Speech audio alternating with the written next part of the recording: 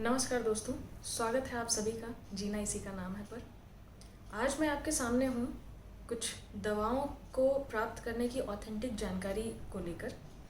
दरअसल पिछले दिनों हमने देखा रेमडेसिविर की किस प्रकार कालाबाजारी हो रही थी और उसी को देखते हुए गवर्नमेंट ने ऐसी सभी दवाएं जो कोरोना के ट्रीटमेंट में यूज़ होती हैं उनको अपनी अंडरटेकिंग में कर लिया है। उन दवाओं को प्राप्त करने का जो ऑथेंटिक तरीका है वो हम बताएंगे इस वीडियो में। दरअसल ऐसी सभी दवाओं को प्राप्त करने के लिए हमें सबसे पहले हॉस्पिटल के से एक प्रिस्क्रिप्शन लेटर लेना होता है। प्रिस्क्रिप्शन लेटर जो होना चाहिए वो हॉस्पिटल के लेटर पैड पे होना चाहिए, उस पर हॉस्पिटल की मुहर होनी चाहिए और उसमें पेशेंट के बारे में, पेशेंट का नाम, उसका जेंडर, उसकी उम्र और साथ ही साथ उसके आधार की डिटेल अवश्य होनी चाहिए। इस प्रिस्क्रिप्शन की कॉपी को लेकर हम उस ज़िले के ड्रग इंस्पेक्टर या एसडीएम जिनके भी पास उस ज़िले की इन दवाओं की अंडरटेकिंग होगी उनके पास जाएंगे और वहाँ पर उनके हस्ताक्षर से इसके लिए दवा का पेमेंट होता है जो कि हमें खुद करना होता है।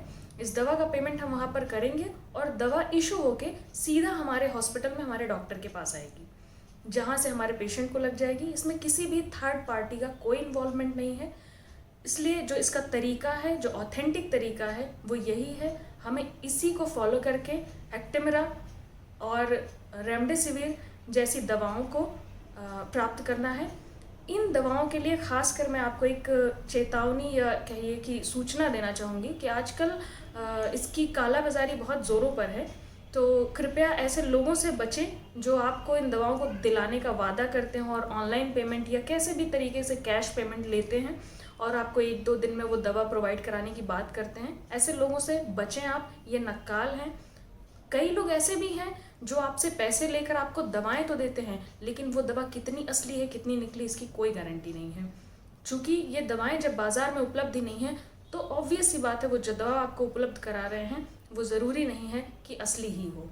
अतः इस चीज़ का ख्याल रखते हुए दवाओं को प्राप्त करने का ऑथेंटिक तरीका ही यूज़ करें और सावधान रहें।